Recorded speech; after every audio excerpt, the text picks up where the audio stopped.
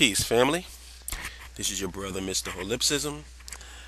I decided to make this video to enlighten people on the definition of culture. To the people who are sincere and honest in their search for knowledge, please do not be offended by the title of this video because it does not apply to you. However, there are a great deal of bootlicking Negroes who seem to think that the ability for one group to impose force and violence against another group and dominate them socially, economically, and politically equates to the violent group's culture as being superior.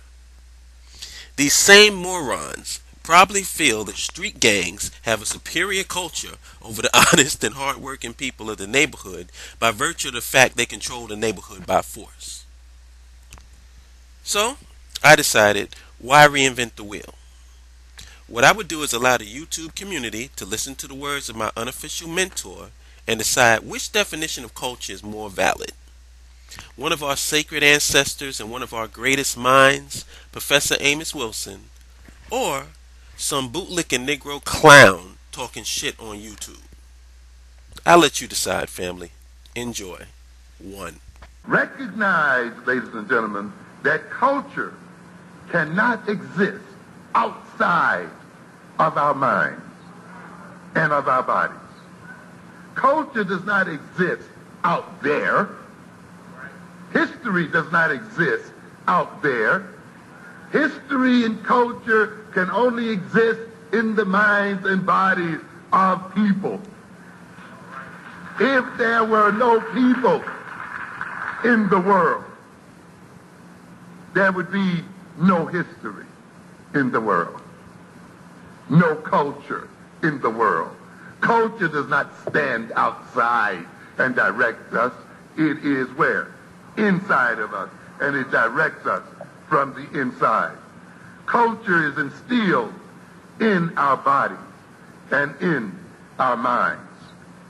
And we have to keep that in mind because sometimes we tend to see it as something separate from ourselves. Culture indwells in us, and it inhabits our bodies. Our history dwells in us, and it inhabits our bodies. We reflect our history, and we reproduce our history when that history becomes a part of us and is one with us. We tend to see culture in terms of music, in terms of the kind of dance we have, in terms of the songs we sing. And that is a part of culture. But ultimately, culture is deeper than that. Culture is a way of thinking. Ultimately, culture is a conspiracy. That is, it is a means by which a group of people organize the way they think, organize the way they believe, organize the way they see the world, so as to create a consciousness by which they can cooperate in achieving certain ends, so that they can mutually aid each other and gain ends that they cannot gain as separate individuals. So culture is an instrument of power. The individual through culture extends his power, and the culture extends the power of the group. When we talk about music and song and dance, what we are talking about here then is how culture ultimately comes to be implanted in our bodies. You see, we tend to look at song and dance and music as entertainment. And this is our serious mistake. We have a lot of our youth out there looking at music as mere entertainment.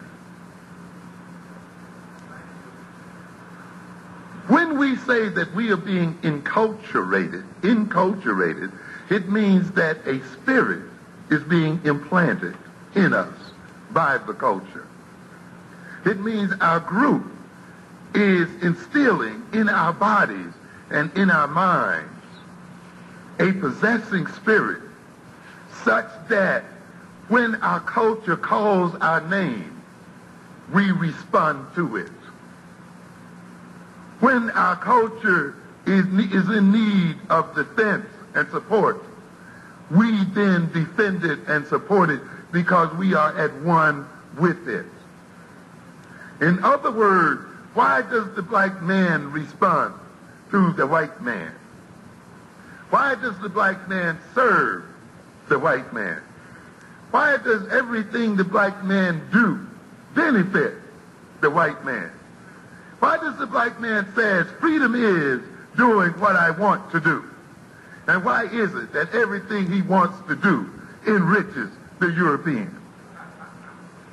Why is it that our youth say that they are being free and that they're doing what they want to do and they're expressing themselves, and it involves buying a $100 pair of sneakers from white folks? Yes. Yes. All of this kind of stuff. Why? Because the spirit that is implanted in the human mind and in the human psyche is there to only respond to its creator and to its master. And therefore, when you let another people generate a spirit in you, when you let another people generate certain values in you, when you let another people generate a certain look, generate a certain reality for you, when you let another people let you see yourself in a particular sort of way and see your own people in a particular sort of way, they have implanted a spirit, and that spirit has been created by them, and that spirit only responds to them. And it only responds to them in terms of furthering their interest and working against the interest of the body it possesses. And this is why there's that self-destructive spirit in us. Because the demon that possesses a body is not there for that body. It is there for the creator that placed it there. And if necessary to obey its creator, it destroys that body. It will destroy the body it inhabits. The taste that that spirit has will be taste that can only be satisfied by buying from its master creator.